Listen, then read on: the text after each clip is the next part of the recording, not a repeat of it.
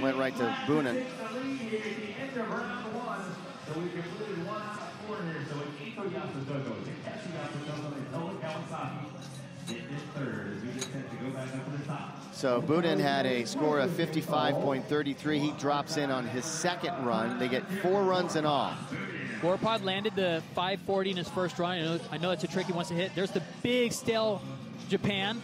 Picked that up from his coach, Coach Opalik, one of his signature moves.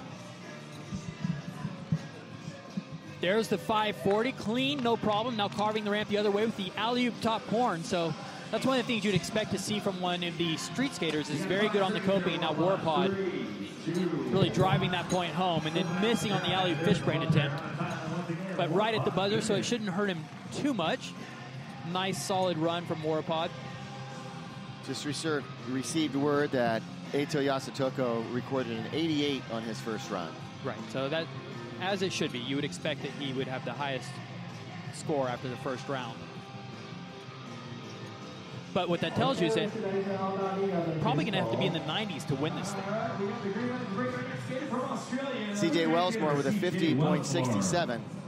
And you see that sticker on CJ's shirt. That's recognizing Otto, one of the competitors who was meant to be in this field. He actually got hurt in the practice session on a double backflip. So he's watching this from the hospital.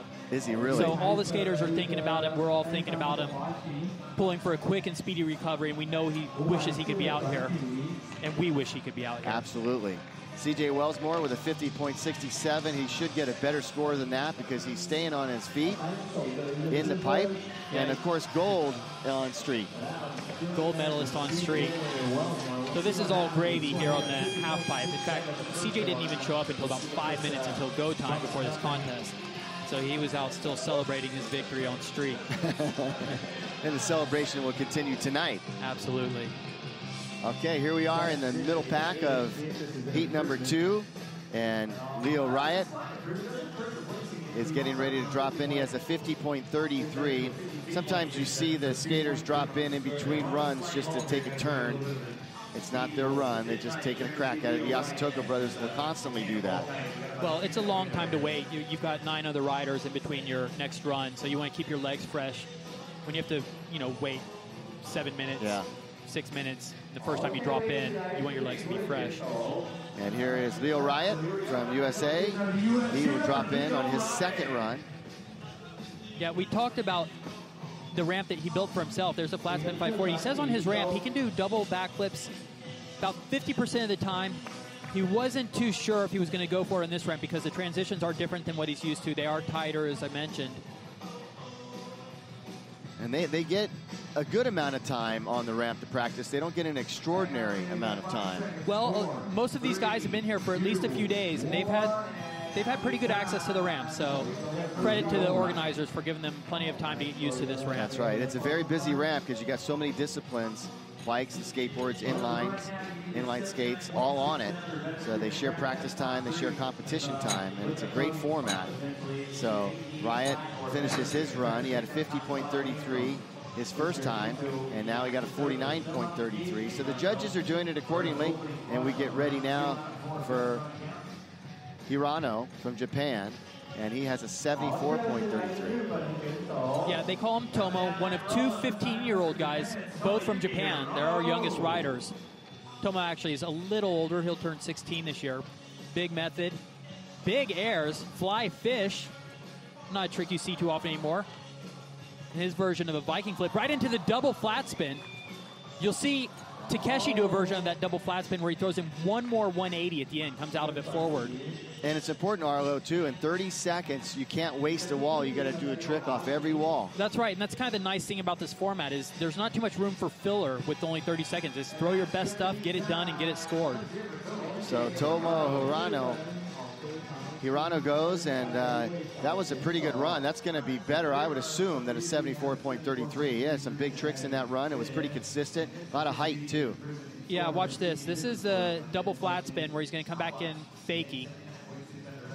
I mentioned that the Yasutokos will get one more half rotation out of that, come back in forward.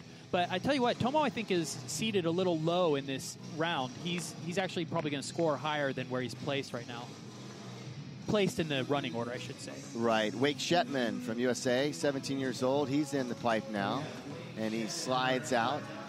And that's a tough way to start. I mean, yeah. you talk about only 30 seconds to work with. Well, once you go down, it's going to take a lot of time to get back up. So this one is pretty much going to be a wash for him, unless he wants to try one trick, maybe go for some grind. You always want to finish on a positive leading into your next run. So that's run 2. And then we get set for the bottom half of the bracket, which basically is the top skaters. If you qualify first, you go last. So Hirano with a 74.33 will hold on to that score. And Wake Shetman getting ready to go. We just saw Wake. It's Anthony coming up. Anthony Avella, pardon me. Anthony Avella getting ready to go. And, you know, the idea is that there's an advantage in seeing everyone else skate before you take your run.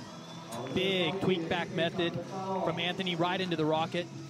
In the first round, we saw Anthony showed a lot of really clean, solid airs about head high. He didn't throw too many spinning tricks, but definitely worked the style element. Carving up the ramp. There's the flat spin, 540, right into the backflip.